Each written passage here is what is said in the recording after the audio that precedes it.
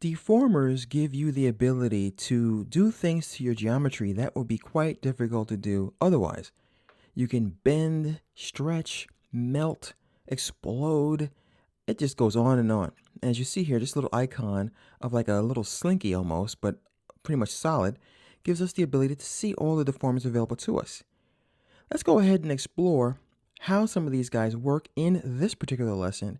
And in the following lesson, I'll show you how to animate one, for example, a melt. So the first thing we need to do this is create a piece of geometry. Let's go ahead and use a cylinder in this instance. Let's go ahead and turn on the shading so that we can see really what you need to make this work. Now, if you look at the top of the cylinder, it's divided very nicely.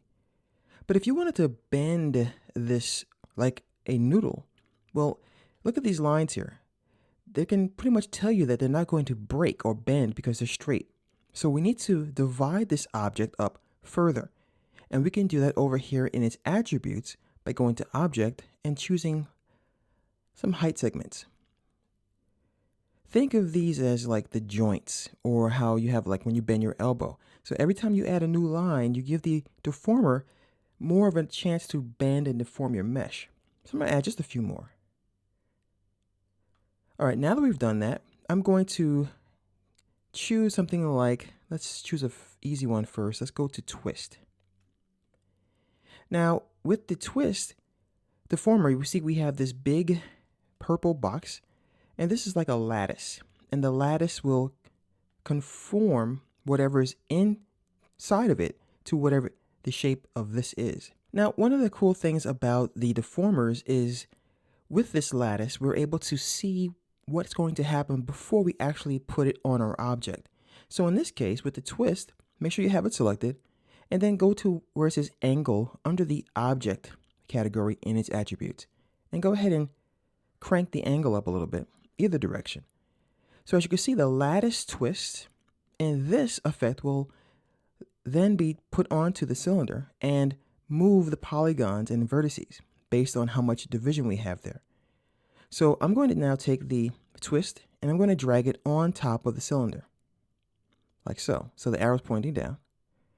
And you see that the cylinder has taken on the properties. All right, as you see here.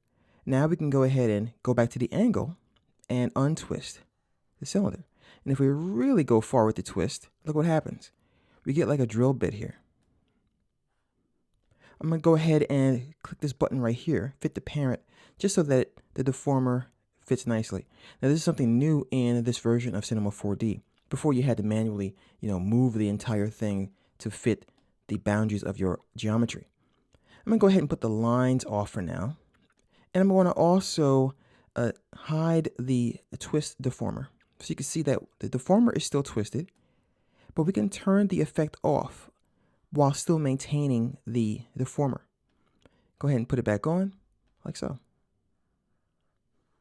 Now, elsewhere in the course, I talk about the viewports. So definitely check out that lesson if you want to learn more about it. But in this instance, we can use the filter menu to turn off the actual mesh that we're looking at, this deformer, this lattice. So I'm going to go to Filter, Deformer, and I'm going to simply deselect it so we can see the result of our object. And this is the deformer applied to our object. So once again, you have a drill bit-like object. I can go ahead and render this, and there it is. All right. Add a quick light. I just go ahead and put a very default light in here real fast and just throw this in front. Once again, quick render, and now we have something that looks like metal almost.